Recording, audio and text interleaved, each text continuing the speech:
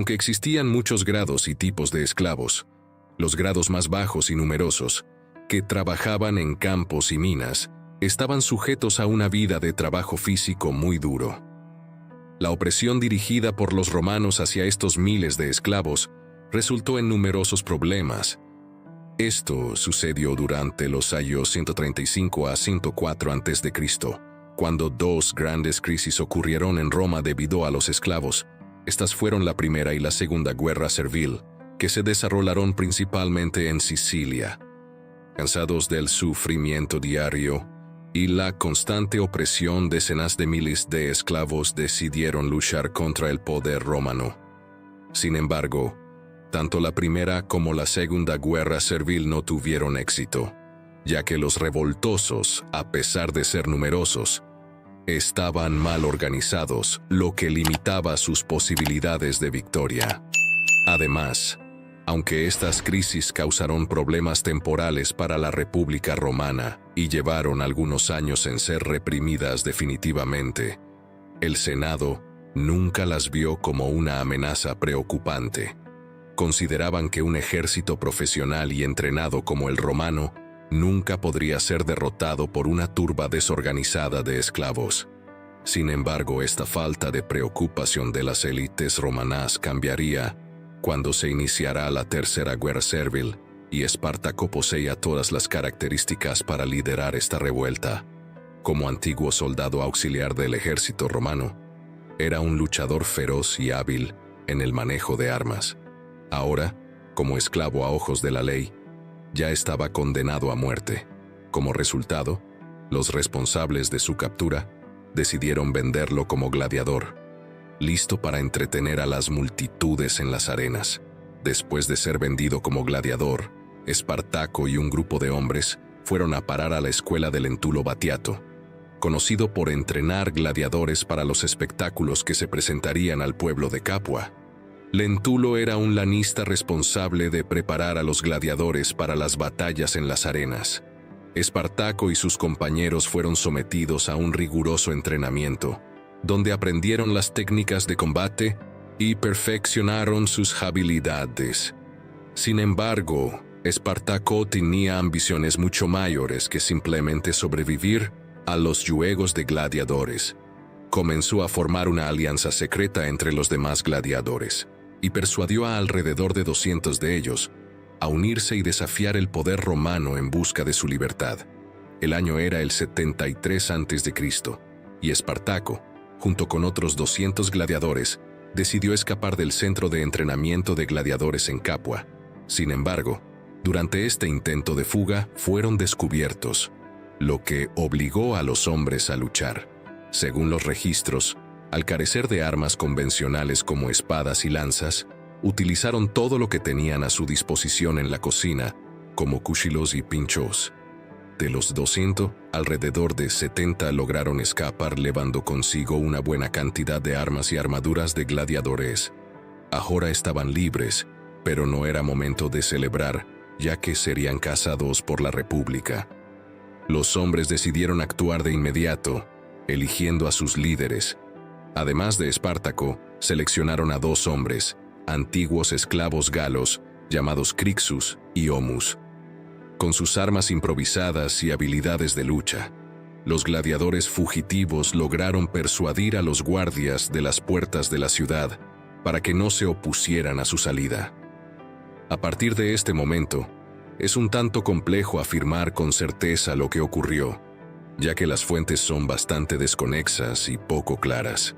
Sin embargo, se cree que Espartaco y sus hombres se enfrentaron y derrotaron a algunos soldados enviados para detener su fuga. Tras esta victoria, saquearon ciertos lugares en la región de Capua.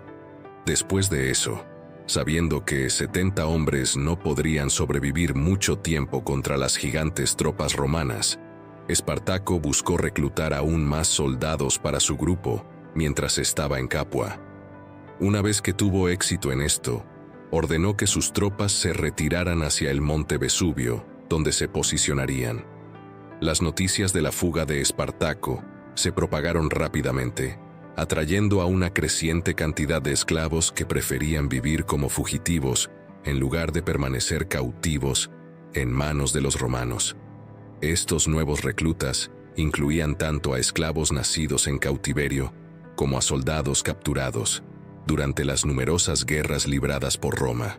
Fue entonces cuando Roma decidió reaccionar firmemente contra esta revuelta. Las razones fueron varias. Primero, deseaban contener las acciones criminales y rebeldes de los hombres de Espartaco. Pero también había otra razón. Los ataques liderados por Espartaco ocurrieron en la región de Campania, un lugar que los ricos y poderosos de Roma adoraban frecuentar en sus vacaciones y momentos de ocio. Además, ese lugar estaba lleno de propiedades que pertenecían a diversas autoridades de la República, haciendo que quisieran deshacerse de cualquier problema que pudiera afectar su disfrute. Se decidió que la revuelta de Espartaco sería aplastada rápidamente. Se ordenó al pretor Cayo Claudio Glabro que reuniera tropas para avanzar contra los gladiadores rebeldes. El problema fue que Cayo no logró reunir legiones regulares que lucharan rutinariamente por la República, sino más bien una mezcla de milicianos y otros soldados con poca experiencia. Sin embargo, a pesar de que sus hombres no eran lo mejor en cuanto a calidad que Roma tenía para ofrecer, eran numerosos, con su tropa compuesta por 3.000 hombres. Partieron hacia el monte Vesubio, donde Espartaco y sus hombres se habían posicionado, al mismo tiempo creyendo que esos esclavos no valían el riesgo de perder sus tropas.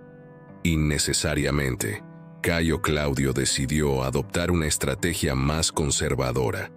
Ordenó a sus hombres bloquear el camino para descender de la montaña, de modo que los rebeldes liderados por Espartaco no tuvieran medios para escapar o conseguir provisiones.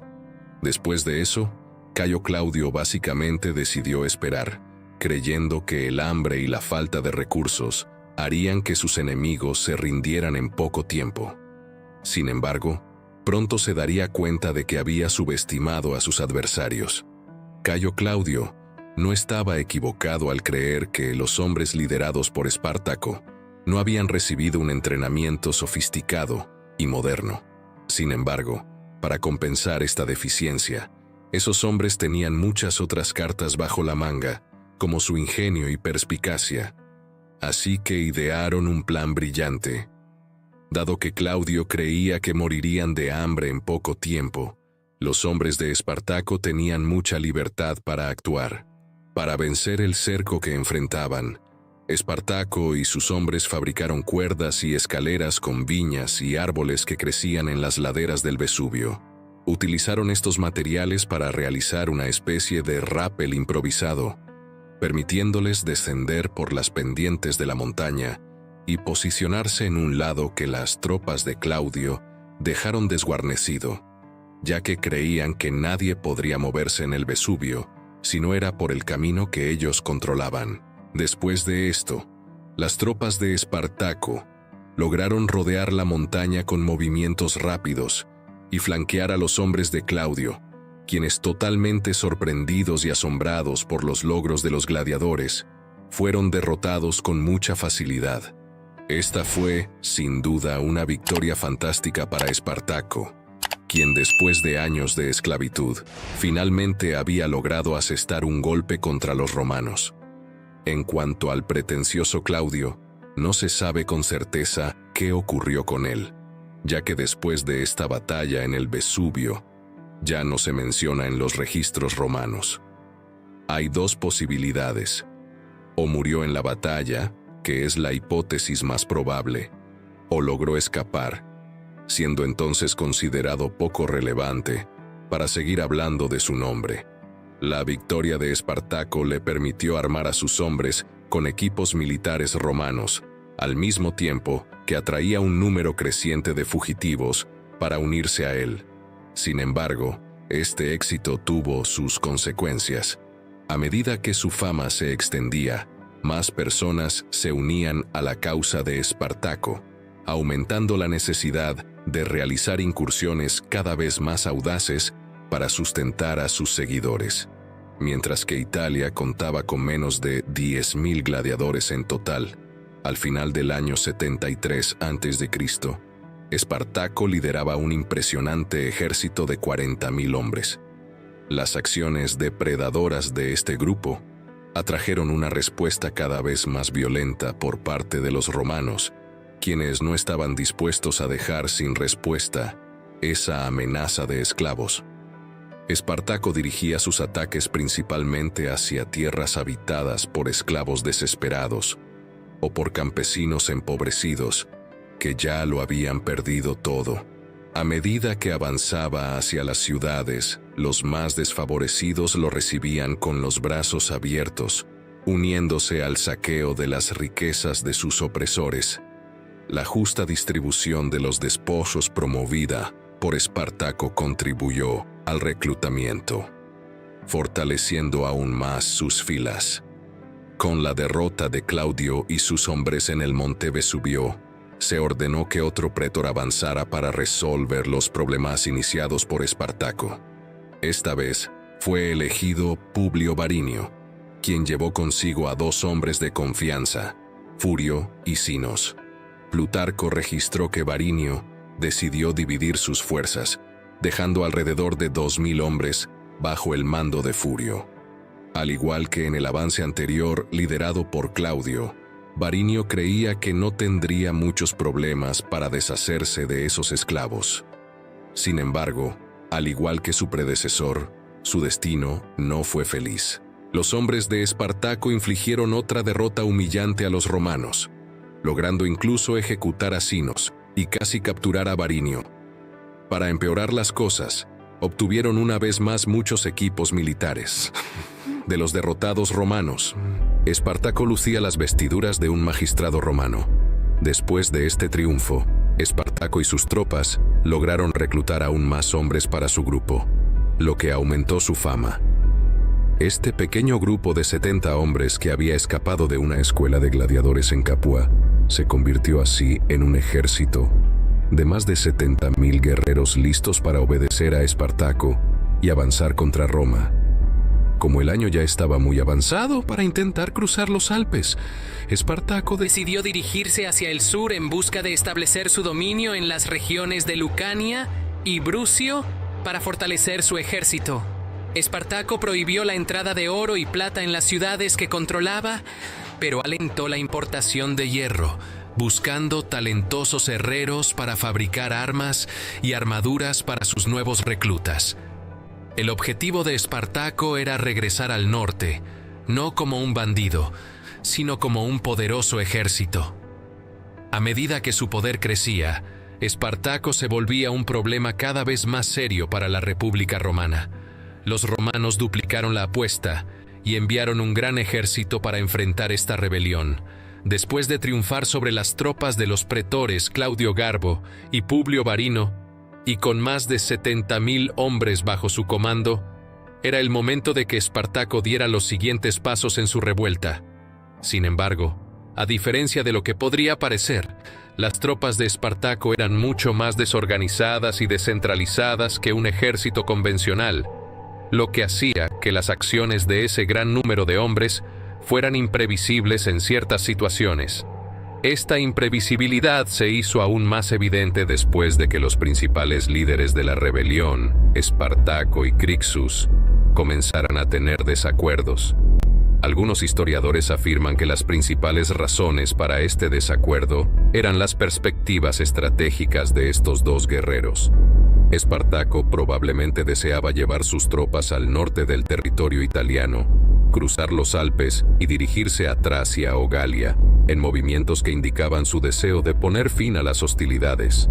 Sin embargo, según los registros históricos, Crixus estaba en total desacuerdo con este tipo de estrategia y deseaba avanzar directamente contra Roma, saqueando y pillando las valiosas regiones del sur de Italia. Esta interpretación de los hechos se debe principalmente a las listas dejadas por el historiador y poeta Publio Floro, que registró los avances de las tropas de Espartaco contra las regiones de Turi y Metaponto, geográficamente distantes de Nola y Neria, donde las tropas de Espartaco estaban basadas y reclutaban a nuevos miembros. Un ataque en regiones tan distantes como estas según Floro, indicaría la existencia de dos facciones dentro de las tropas rebeldes. Además, nos informa sobre un ataque de Lucio Gelio, que en un momento dado avanzó contra las tropas lideradas por Crixus, que comprendían poco más de 30.000 hombres.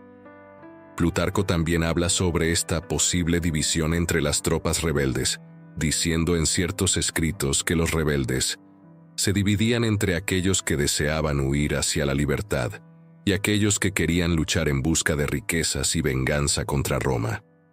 Algunos autores afirman que uno de los principales catalizadores para esta división de los rebeldes fue la muerte de Homus, quien lideraba a los hombres con Espartaco y Crixus, pero que murió durante algunas de las numerosas batallas libradas contra las tropas romanas. A pesar de las desavenencias, la mayoría de los hombres aún seguían el liderazgo de Espartaco. Entonces, aproximadamente en la primavera del año 72 a.C., las tropas rebeldes comenzaron a moverse, saliendo de sus campamentos de invierno e yendo hacia el norte. Sin embargo, los romanos ya estaban cansados de los constantes saqueos y actos de vandalismo realizados por Espartaco y sus hombres. Por eso, el Senado se reunió para tomar medidas en su contra, buscando aniquilarlos. En este momento, los cónsules Publio Valerio Publicola y Quineo Cornelio Lentulo Clodiano reunieron un gran número de soldados y se dirigieron a la batalla al mismo tiempo. Los romanos se preparaban para la batalla, mientras las fuerzas de Espartaco, demasiado numerosas para marchar como una única tropa, fueron divididas, con Crixo liderando una parte y Acos liderando la otra. Buscaban cruzar los Apeninos para permitir que sus seguidores regresaran a sus hogares. Con conocimiento de esta división rebelde, los romanos decidieron atacar a ambas tropas por separado. Publicola avanzó contra las fuerzas de Crixo, mientras que Claudiano se dirigió hacia los hombres liderados por Espartaco. Inicialmente, Publicola tuvo un éxito extraordinario en su avance, derrotando en poco tiempo a más de 2/3 de las fuerzas bajo el mando de Crixo, incluido Crixo mismo, quien fue derrotado cerca del monte Gargano. Mientras tanto, Espartaco lideró al resto de los rebeldes hacia el norte. Al llegar al río Po, evitaron enfrentamientos directos. A pesar de ser numeroso, su ejército no tenía la misma habilidad de maniobra que los bien entrenados soldados romanos, lo que lo colocó en desventaja con el ejército del cónsul al norte y la rápida aproximación del otro cónsul, Publicola, por el sur. Espartaco se vio encajonado entre los dos. Sin embargo, contra todas las expectativas, logró derrotar primero a un ejército y luego al otro. El modo en que Espartaco logró esta sorprendente victoria es un misterio, ya que los romanos, humillados por su derrota ante esclavos rebeldes, mantuvieron en secreto los detalles del evento. Después de la victoria, Espartaco honró la memoria de su antiguo aliado Crixo, ordenando el sacrificio de 300 prisioneros romanos en su honor.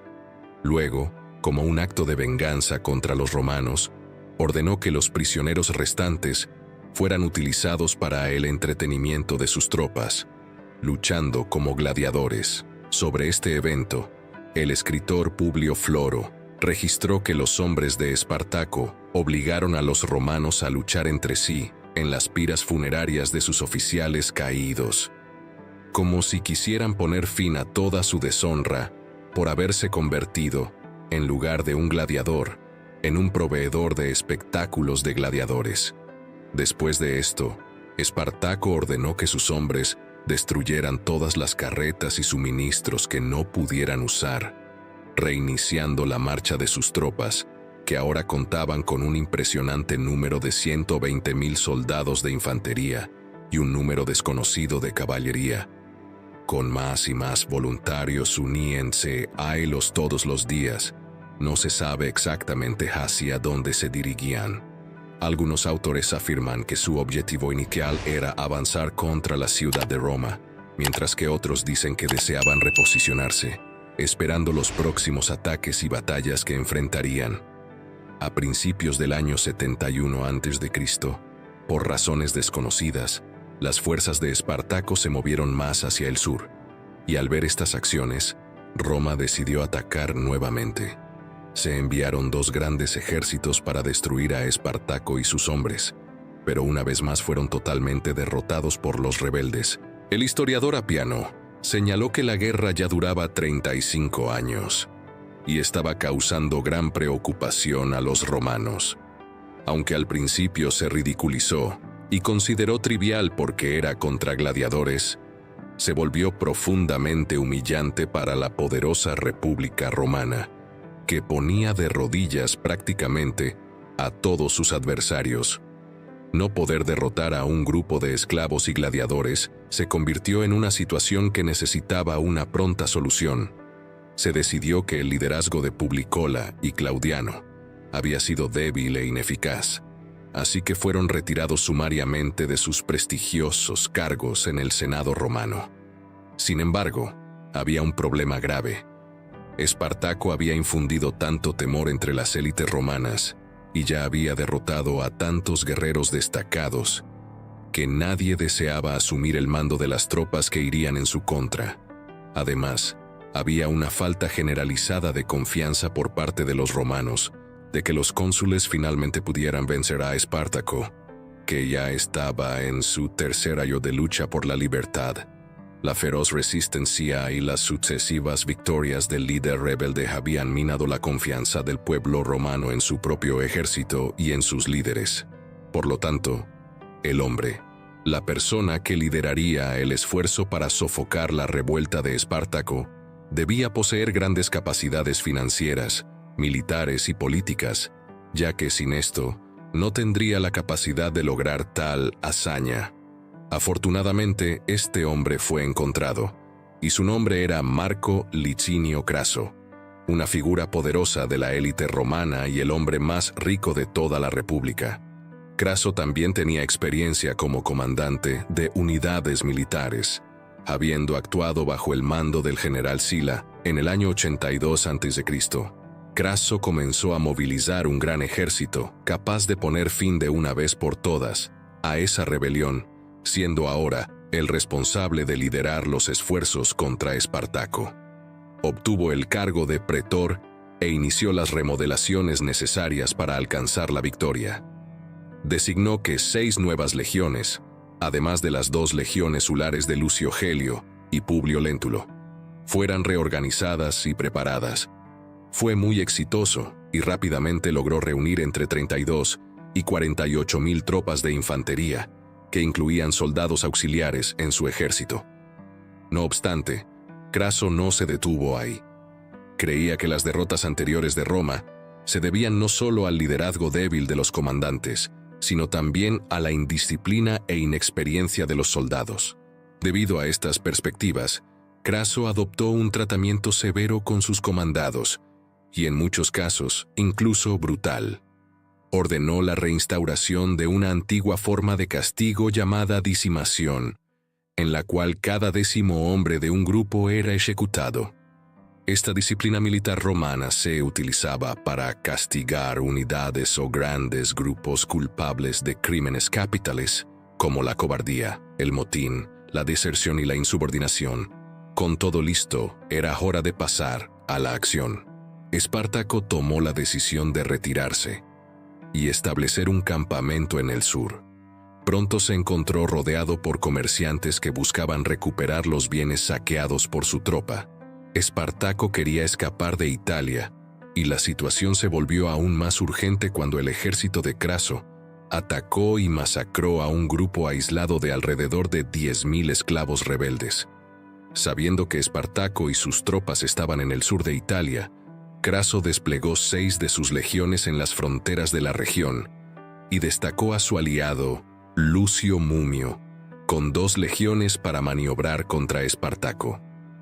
En sus escritos, Plutarco nos cuenta que Espartaco hizo un trato con piratas para transportarlo a él y a unos 2,000 de sus hombres a Sicilia, donde pretendía incitar una revuelta de esclavos y reunir refuerzos. Sin embargo, fue traicionado por los piratas quienes aceptaron el pago y luego abandonaron a los rebeldes. Intentaron construir balsas o barcos improvisados para escapar, pero Craso tomó medidas no especificadas para garantizar que los rebeldes no cruzaran a Sicilia, haciendo que Espartaco abandonara su intento de fuga. Después de esto, Craso hizo que su ejército se moviera con rapidez y construyera un sistema de fosos y paredes de 60 kilómetros de longitud que atraparon a Espartaco, quien ahora tenía barreras por delante y el mar detrás de él, lo que imposibilitaba su movimiento. Mumio, quien había recibido órdenes expresas de no enfrentar a los hombres de Espartaco, se sintió confiado y decidió avanzar, pensando que había visto una excelente oportunidad. Sin embargo, fracasó y fue derrotado. Después de esta derrota, Craso demostró ser más competente que Mumio y logró algunas victorias en ciertos combates donde diezmó a más de 6.000 guerreros comandados por Espartaco. Aunque no logró una victoria definitiva, forzó a Espartaco y sus hombres a moverse hacia el sur, a través de la Lucania, donde Craso iba ganando cada vez más ventaja. Los rebeldes ahora estaban sitiados y sin suministros. En esta fase, la fuerza liderada por Espartaco se dividió nuevamente, posiblemente debido a desacuerdos entre aquellos que deseaban continuar saqueando y aquellos que buscaban una salida de Italia. También podrían haber surgido tensiones étnicas entre los diferentes grupos que seguían a Espartaco, con la mayoría de los que se separaron siendo galos. Craso atacó a estas fuerzas disidentes y logró diezmar alrededor de 30.000 hombres. Podría haber causado más bajas si no fuera, pues el ejército de esclavos había cambiado de dirección y estaba preparado para enfrentar una batalla. Sin embargo, en ese momento, ocurrió un hecho cuanto menos curioso. El Senado estaba insatisfecho con Craso, ya que consideraban que su avance no estaba siendo lo suficientemente rápido. Esta insatisfacción comenzó a crecer justo cuando Sexto Pompeyo acababa de regresar de sus incursiones en España. Aprovechando esta coincidencia, el Senado ordenó de inmediato que las fuerzas de Pompeyo se dirigieran al sur para brindar ayuda a Craso. Pero Craso vio esta situación con profunda preocupación, ya que creía que Pompeyo le robaría la gloria. Por ello, ordenó que sus tropas avanzaran con toda velocidad para derrotar a Espartaco lo más rápido posible, buscando evitar que Pompeyo interfiriera significativamente en los combates. En medio de toda esta lucha por el poder y la gloria, Espartaco vio una oportunidad para obtener alguna ventaja y, en una acción estratégica, decidió negociar con Craso, creyendo que éste aceptaría sus términos por temor a perder su posición frente a Pompeyo. Sin embargo, esta estrategia no tuvo éxito, ya que Craso la rechazó. Llegó el momento decisivo y Espartaco lo sabía. Ordenó que sus tropas se reunieran y decidió realizar un acto simbólico. Según Plutarco, pidió que trajeran su caballo y, en un acto que sorprendió a todos, Espartaco le quitó la vida al animal. Luego se pronunció, diciendo que si triunfaba ese día, tendría muchos caballos de los derrotados romanos para elegir. En cambio, afirmó que si era derrotado, ya no necesitaría más caballos. En un todo o nada, Espartaco ordenó que sus hombres avanzaran con ferocidad contra los romanos. En acciones que inicialmente fueron muy exitosas, sus tropas lograron derrotar a varios guardias romanos y penetrar en las defensas de Craso. Espartaco y alrededor de 50.000 rebeldes lograron pasar las defensas de Craso, y la posición del líder romano quedó amenazada en las orillas del río Sele. Finalmente, el ejército de Espartaco encontró las legiones romanas de Craso en el campo de batalla abierto. El fin estaba cerca. Los antiguos gladiadores atacaron las filas romanas, chocando contra una pared de escudos y espadas. Aunque los rebeldes lucharon valientemente y derribaron a muchos soldados romanos, también sufrieron bajas importantes en el proceso.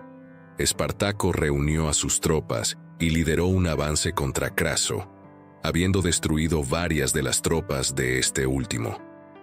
Buscando un enfrentamiento directo con el líder romano, Espartaco avanzó frenéticamente para encontrarlo.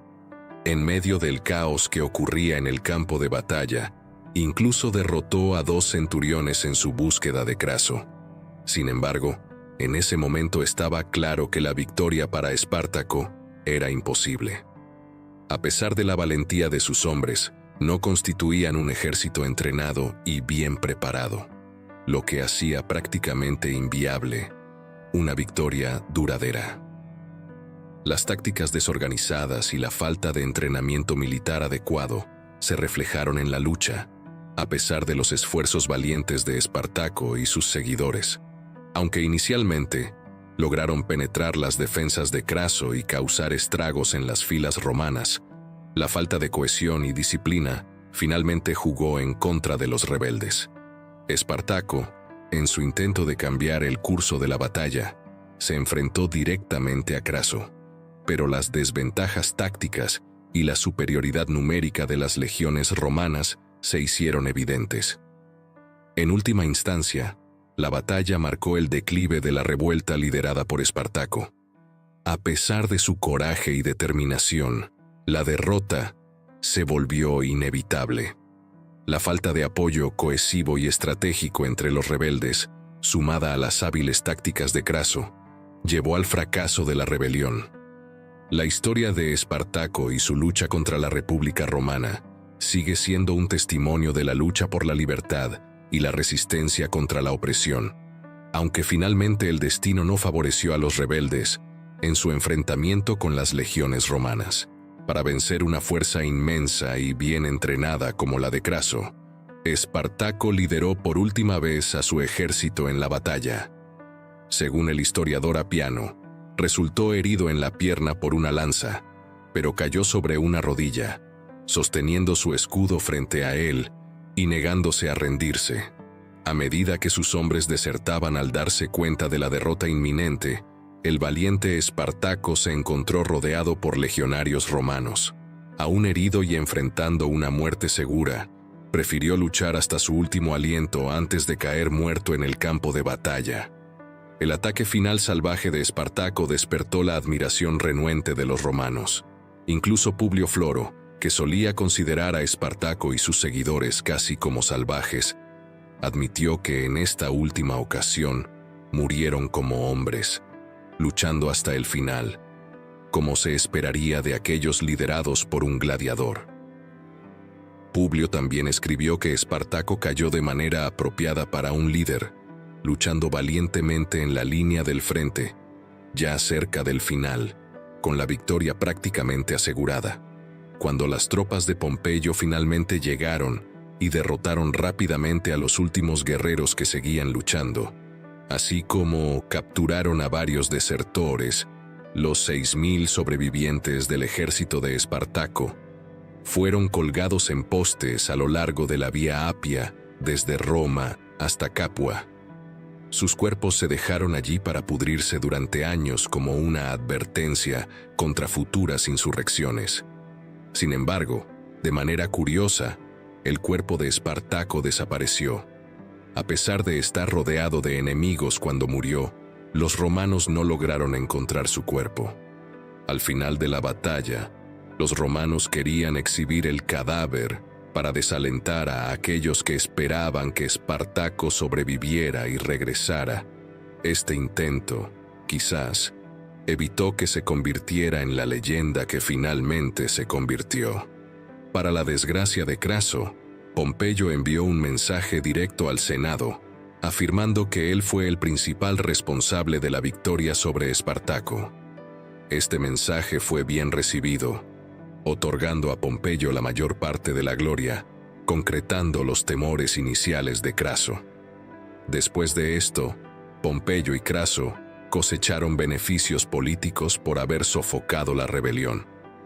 Ambos regresaron a Roma con sus legiones y, en un acto que demostró su gran poder, se negaron a desmovilizar a sus tropas, ordenando que acamparan fuera de Roma. Luego fueron elegidos cónsules en el 70 a.C. en parte debido a la amenaza implícita de sus legiones armadas acampadas fuera de la ciudad. El fin de la Tercera Guerra Civil Romana, ya sea directa o indirectamente, terminó beneficiando a los esclavos a medio y largo plazo. En las décadas siguientes, se promulgaron leyes y nuevas normas que hicieron que la vida de estas personas fuera un poco menos penosa, y se recordó a Espartaco, el esclavo y gladiador que desafió a Roma, como uno de los más grandes guerreros de todos los tiempos. En conclusión, la historia de Espartaco nos ofrece lecciones valiosas sobre la resistencia, la lucha por la libertad y la determinación frente a la adversidad. Nos invita a reflexionar sobre el coraje de aquellos que desafiaron un sistema opresivo y nos recuerda la importancia de la unidad y la solidaridad en la búsqueda de la justicia. Ahora, me encantaría escuchar sus pensamientos. ¿Qué han aprendido de la historia de hoy? ¿Cómo les ha inspirado la valentía de Espartaco y sus seguidores? Compartan sus reflexiones en los comentarios y no olviden dejar su like si disfrutaron del video. Además, suscríbanse al canal para más contenido fascinante sobre la historia y otras lecciones que podemos extraer de ella. Gracias por acompañarnos en este viaje histórico.